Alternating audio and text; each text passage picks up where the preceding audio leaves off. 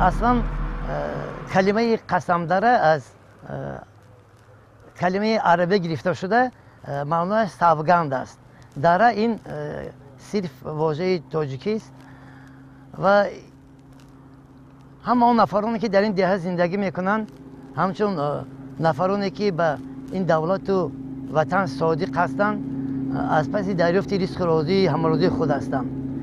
لیکن متاسفانه بعد گذشت سالها از این دهه یک نفر پیدا شد که قسم زده شد. این کس محیدین کبیری هست که به نام دولت و وطن اسناد آورد.